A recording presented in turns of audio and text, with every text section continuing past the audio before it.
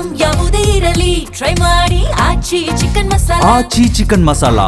ಇನ್ನು ಮೀನಾಕ್ಷಿಯ ಕಾಫಿ ಬಾರ್ಗೂ ಕೂಡ ತಟ್ಟಿದೆ gas ಎಮರ್ಜೆನ್ಸಿಯ effect. ನಾ ಹೇಳ್ತಾ ಇದ್ದೆ, ಆಲ್ಮೋಸ್ಟ್ ಎಲ್ಲಾ ಹೋಟೆಲ್ಗಳಿಗೂ ಕೂಡ ಸಿಕ್ಕಾಪಟ್ಟೆ ಕಷ್ಟ ಬಂದಿದೆ.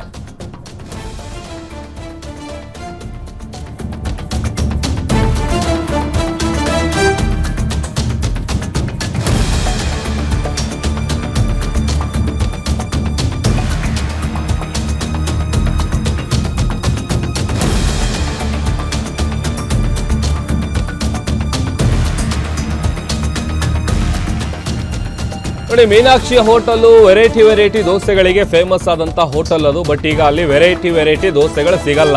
ಕೇವಲ ಇಡ್ಲಿ, ರೈಸ್ ಬಾತು, ಕಾಫಿ, ಟೀ ಮಾತ್ರ ಸಿಗ್ತಾ ಇದೆ. ಆಲ್ಮೋಸ್ಟ್ ಕಳೆದ 2 ದಿನಗಳಿಂದ ಹೋಟೆಲ್ ಖಾಲಿ ಆಗಿದೆ.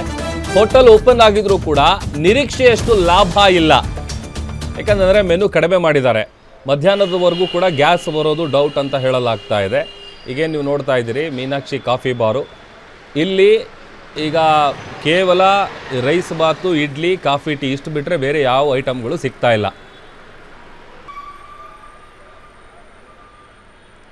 ಇನ್ನು ಇದೇ ವಿಚಾರಕ್ಕೆ ಸಂಬಂಧಪಟ್ಟಂತೆ ನಮ್ಮ ಮೆಟ್ರೋ ರಿಪೋರ್ಟರ್ ಸಂಗಮೇಶ್ ಪ್ರತ್ಯಕ್ಷ ವರದಿ ಕೊಟ್ಟಿದ್ದಾರೆ. ಬನ್ನಿ ನೋಡೋಣ.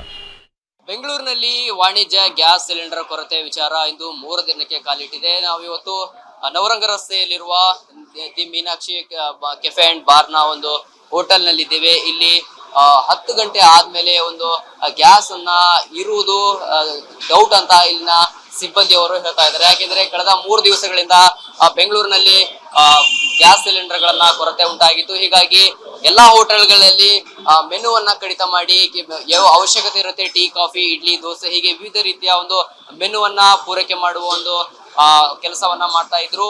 ಹೀಗಾಗಿ ಕೇವಲ ಹೋಟೆಲ್ಗಳಲ್ಲಿ ಟೀ, ಕಾಫಿ ಮಾತ್ರ ಮಾರಾಟ ಮಾಡ್ತಾ ಇದ್ದಾರೆ. ಗ್ರಾಹಕರು ಕೂಡ ಒಂದು ಶಾಕ್ ಆಗಿದೆ ಅಂತಾನೆ ಹೇಳ್ಬೋದು. ನೋಡ್ತಿರೋ ದೃಶ್ಯದಲ್ಲಿ ಹೀಗೆ ಕೇವಲ ಟೀ, ಕಾಫಿ ಕುಡಿದು ಇನ್ನು ಮನೆಗೆ ಹೋಗುವ ಪರಿಸ್ಥಿತಿ ನಿರ್ಮಾಣವಾಗಿದೆ. ಇಲ್ಲಿ ಗ್ರಾಹಕರು ಕೂಡ ಇದ್ದಾರೆ, ಅವ್ರನ್ನ ಮಾತನಾಡಿಸ್ತೀನಿ. ಸರ್, ಇಲ್ಲಿ ದಿನನಿತ್ಯ ಸಾವಿರಾರು ಜನ ಬಂದು ತಮ್ಮ ಬ್ರೇಕ್ಫಾಸ್ಟ್ ಅನ್ನ ತಿಂಡಿ ತಿನಿಸುಗಳನ್ನ ತಿಂತಾರೆ. ಆದ್ರೆ ಎಲ್ಲೋ ಒಂದ್ ಕಡೆ ಇವತ್ತು ಖಾಲಿ ಕಾಣ್ತಾ ಇದೆ. ಕೇವಲ ಇಡ್ಲಿ ಮತ್ತೆ ಖಾರ ಬಾತ್ ಮತ್ತೆ ಟೀ, ಕಾಫಿ ಮಾರಾಟ ಮಾಡ್ತಾ ಇದಾರೆ ಸರ್. ಅದ್ರ ಬಗ್ಗೆ ಏನ್ ಹೇಳ್ತೀರಾ? ಸರ್, ಈಗ ನಾನು ಈ ಹೋಟ್ಲಿಗೆ ಪ್ರತಿನಿತ್ಯ ಬರ್ತಿರ್ತೇನೆ. ದಿನ ನೋಡೋದಕ್ಕೂ ಇವತ್ತು ನೋಡೋದಕ್ಕೂ ಈ ವಾರದಲ್ಲಿ ಇತ್ತೀಚೆಗೆ ನೋಡೋದಕ್ಕೂ ಭಾರಿ ವ್ಯತ್ಯಾಸ ಇದೆ. ಇದು ಸಮಸ್ಯೆ ಏನಾಗಿದೆ ಅಂದ್ರೆ, ನಿಮ್ಮ ಗ್ಯಾಸ್ ನಿಂದ ಅಂತ ಇವ್ರು ಹೇಳ್ತಾ ಇದಾರೆ. ಅದು ಎಷ್ಟು ನಿಜ ಎಷ್ಟು ಸುಳ್ಳು ಗೊತ್ತಿಲ್ಲ. ಗ್ಯಾಸ್ ಬರ್ತಾ ಇದೆಯೋ ಎಲ್ಲೋ ಗೊತ್ತಿಲ್ಲ. ಆದ್ರೆ ಗ್ಯಾಸ್ ಸಪ್ಲೈಯರ್ಸ್ ಕರೆಕ್ಟ್ ಆಗಿ ಕೊಡ್ಬೇಕು. ಸರ್ಕಾರದವ್ರು ಏನ್ ಮಾಡ್ಕೊಂಡಿದಾರೋ ನಮಗೂ ಗೊತ್ತಿಲ್ಲ. ಇವತ್ತಂತೂ ತಿಂಡಿ ನಾವು ನೋಡ್ದಂಗೆ ದಿನ ಈ ಟೈಮಲ್ಲಿ ರಶ್ ಆಗಿರುತ್ತೆ. ನಮ್ ಕಾಫಿ ತಗೊಳ್ಬೇಕಂದ್ರೆ ಒಂದು 10 ರಿಂದ 15 ನಿಮಿಷ ಬೇಕಾಗ್ತಿತ್ತು. ಈಗ ಹಂಗಲ್ಲ, ಬೇಗನೆ ಸಿಗ್ತಾ ಇದೆ. ಅದು ಮಧ್ಯಾಹ್ನದ ಮೇಲೆ ಹೆಂಗಿರುತ್ತೋ ಗೊತ್ತಿಲ್ಲ ಕಂಡೀಷನ್. ಇವಾಗ ದುಡ್ಡು ಕೊಟ್ರೆ ಕೂಡ ನಮ್ಮ ಇಷ್ಟವಾದ ತಿಂಡಿ ತಿನಿಸುಗಳನ್ನ ಸಿಗ್ತಾ ಇಲ್ಲ. ಅದ್ರ ಬಗ್ಗೆ ಏನ್ ಹೇಳ್ತೀರಾ? ಸರ್, ಅದು ಯಾಕಂದ್ರೆ ನಮ್ಗೆ ಬೇಕಾಗಿದ್ದು ಬೇಡ ಅಂದ್ಮೇಲೆ ಈ ಹೋಟ್ಲಿಗೆ ಬರೋ ನೆಸೆಸಿಟಿ ಇರಲ್ಲ ಸರ್, ಅವಶ್ಯಕತೆ ಇರಲ್ಲ. ನಮ್ಗೆ ಬೇಕಾಗಿರೋ ಅವಶ್ಯಕತೆ ಇದೆ ಅಂತ ನಾವು ಬರ್ತೀವಿ. ಇಲ್ಲಿ ಸಿಗ್ಲಿಲ್ಲ ಅಂದಾಗ ನಾವೇನ್ ಮಾಡ್ಬೇಕಾಗತ್ತೆ? ಇದು ಕಾರಣ ಏನಂದ್ರೆ ಮೇನ್ ಗ್ಯಾಸ್ ಇಲ್ದೋದ್ರೆ ಈ ತೊಂದರೆ ಆಗ್ತಾ ಇದೆ ಅಂತ ಎಲ್ಲರಿಗೂ ಗೊತ್ತಿದೆ ವಿಷಯ. ಆದ್ರೆ ಇದನ್ನ ಆದಷ್ಟು ಬೇಗನೆ ಪರಿಹಾರ ಮಾಡ್ಬೇಕು. ಸರ್ಕಾರ ಆಗ್ಲಿ ಯಾರಾಗ್ಲಿ ಇದಕ್ಕೆ ಯಾರು ಹೊಣೆ ಇದಾರೋ ಅವ್ರು ಮಾಡ್ಬೇಕು ಅಂತ ನಾವು ಕೇಳ್ಕೊಳ್ತೀವಿ. ಕಮರ್ಷಿಯಲ್ ಗ್ಯಾಸ್ ಒಂದು ಎಮರ್ಜೆನ್ಸಿ ನಡೀತಾ ಇದೆ. ಮುಂದಿನ ದಿನದಲ್ಲಿ ಗೃಹ ಬಳಕೆ ಕೂಡ ಬಂದ್ರೆ ಒಂದು ಮನೆಯಲ್ಲಿ ಕೂಡ ಹೈರಾಣ ಆಗುತ್ತೆ ಸರ್. ಹೌದು, ನಮ್ಮ ಮನೆಗಳಿಗೆ ನಮ್ಗೆ ತೊಂದರೆ ಆಗ್ಬಿಡುತ್ತೆ. ಅವಾಗ ನಾವ್ ಎಲ್ಲಿಗೆ ಹೋಗ್ಬೇಕು? ಯಾವ ಒಲೆ ಹಚ್ಬೇಕಾಗತ್ತೆ? ಸೌದೆನೂ ಸಿಗ್ತಾ ಇಲ್ಲ. ಎಲ್ಲ ಮರಗಳೆಲ್ಲ ಕಡ್ದು ಹಾಕ್ಬಿಟ್ಟಿದ್ದಾರೆ ಸರ್ಕಾರ ಆಲ್ರೆಡಿ ಮೆಟ್ರೋ ಕೆಲ್ಸಕ್ಕೋಸ್ಕರ. ಈಗ ಸೌದೆನೂ ಸಿಗಲ್ಲ. ಗ್ಯಾಸು ಇಲ್ಲ ಅಂದ್ರೆ ನಾಳೆ ದಿನ ಬದುಕೋದು ತುಂಬಾ ಕಷ್ಟ ಆಗತ್ತೆ. ಇದಾಗಿತ್ತು. ಇಲ್ಲಿ ನಾನು ಕಾಫಿ, ತಿಂಡಿ ಮತ್ತೆ ಸ್ವೀಕಾರ ಮಾಡೋದು ಗ್ರಾಹಕರು ಬಂದಿದ್ದಾರೆ, ಅವರ ಮಾತಾಗಿತ್ತು.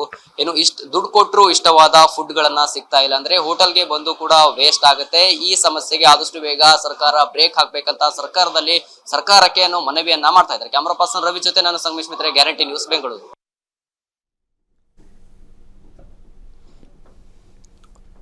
ಇನ್ನು ರಾಜ್ಯಾದ್ಯಂತ ಸಿಕ್ಕಾಪಟ್ಟೆ ಸಮಸ್ಯೆ ಆಗ್ತಾ ಇದೆ. ಸದ್ಯ ಮಂಗಳೂರಿನ ಪರಿಸ್ಥಿತಿ ಹೇಗಿದೆ ಅಂತೇಳಿ ಅದ್ರ ಬಗ್ಗೆ ಮಾಹಿತಿಯನ್ನು ಕೊಡೋದಕ್ಕೆ ನಮ್ಮ ಮಂಗಳೂರು ಪ್ರತಿನಿಧಿ ಆದಿತ್ಯ ರಾವ್ ಲೈವ್ ಜಾಯ್ನ್ ಆಗ್ತಾ ಇದ್ದಾರೆ. ಆದಿತ್ಯ, ಈಗ ಆಲ್ರೆಡಿ 3 ದಿನಗಳಿಂದ ಕಮರ್ಷಿಯಲ್ ಸಿಲಿಂಡರ್ಗಳ ಪೂರೈಕೆ ಸ್ಟಾಪ್ ಆಗಿದೆ. ಹೋಟೆಲ್ ಉದ್ಯಮಕ್ಕೆ ಹೊಡೆತ ಬೀಳ್ತಾ ಇದೆ.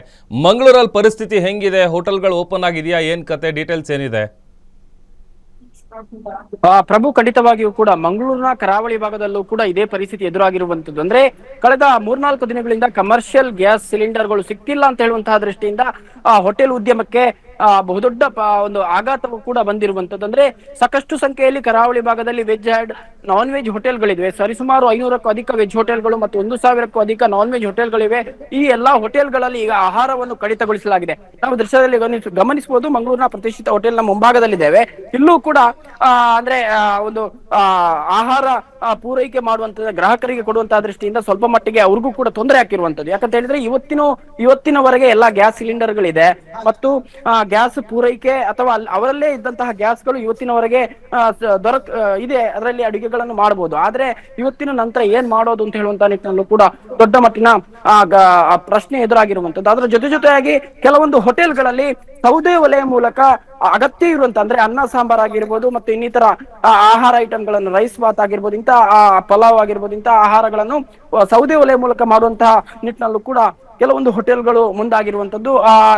ಬೇರೆ ಕಡೆ ಸೌದೆ ಒಲೆಗಳಲ್ಲಿ ಅಡಿಗೆಗಳನ್ನು ಮಾಡಿ ಬಳಿಕ ಹೋಟೆಲ್ಗೆ ತಂದು ಇಲ್ಲಿ ವ್ಯಾಪಾರ ಮಾಡುವಂತಹ ಕೆಲಸ ಕಾರ್ಯಗಳು ಕೂಡ ಆಗ್ತಾ ಇದೆ.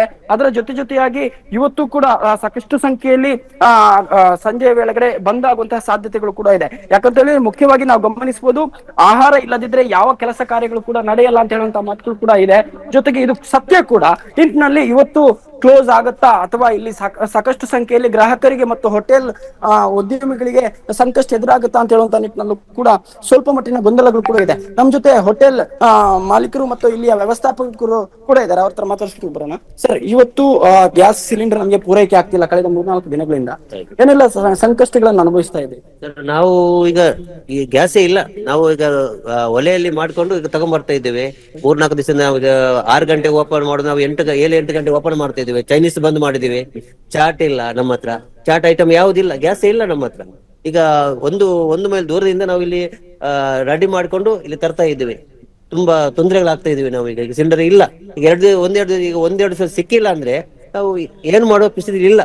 ಆ ತರ ಆಗ್ಬಿಟ್ಟಿದೆ ಪರಿಸ್ಥಿತಿ. ಅದ್ರ ಜೊತೆಗೆ ಮಂಗಳೂರು ಅಂತ ಹೇಳಿದ್ರೆ ಕೆಲವೊಂದು ಖಾದ್ಯಗಳಿಗೆ ಒಂದು ವಿಶಿಷ್ಟವಾದಂತಹ ಖಾದ್ಯಗಳಿಗೆ ಇದು ಹೆಸರುವಾಸಿಯಾದಂತಹ ಕರಾವಳಿ ಭಾಗ.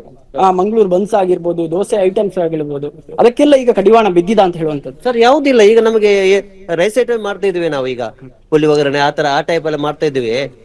ಎಣ್ಣೆ ಐಟಮ್ ಯಾವ್ದು ಗ್ಯಾಸ್ ಇಲ್ಲ ಅಂದ್ರೆ ಆ ಟೈಪ್ ಗೋಲಿ ಬಜ್ಜಿ ಗಿಲಿ ಎಲ್ಲ ನಮ್ದು ಫೇಮಸ್ ಆಗಿದೆ. ಯಾವ್ದು ಮಾಡ್ತಾ ಇಲ್ಲ ಈಗ. ಗ್ರಾಹಕರು ಒಂದು ಕೇಳ್ತಾರಲ್ಲ, ಅಂದ್ರೆ ಪರ್ಟಿಕ್ಯುಲರ್ ಆಗಿ ಬಂದು ಈಗ ಹೊರ ರಾಜ್ಯದವರಾಗಿರ್ಬೋದು, ಹೊರ ಜಿಲ್ಲೆಗಳಾಗಿರ್ಬೋದು, ಬಂದು ನಮ್ಗೆ ಇಂತ ಐಟಮ್ ಕೊಡಿ ಅಂತ ಕೇಳ್ತಾರೆ. ಹಾಗೆ ಎಂತ ಮಾಡ್ತಾರೆ ಗ್ರಾಹಕರಿಗೆ? ನಾವು ಅದೇ ಹೇಳುದು, ಗ್ಯಾಸ್ ಏನಿಲ್ಲ ಸರ್. ನಾವು ಈಗ ಕಟ್ಟಿಗೆ ಎಲ್ಲ ಮಾಡ್ಲಿಕ್ಕೆ ಆಗಲ್ಲ. ಮಾಡ್ತಾ ಇದ್ವಿ ಬೆಳಿಗ್ಗೆ 3-3:30 ಗಂಟೆಗೆ ಎದ್ದು ಎಲ್ಲ ಮಾಡ್ತಾ ಇದ್ವಿ ನಾವು. ಈಗ ರೆಡಿ ಮಾಡ್ತಾ ಇದ್ವಿ, ಆದ್ರೂ ಸಹ ಆಗ್ತಾ ಇಲ್ಲ.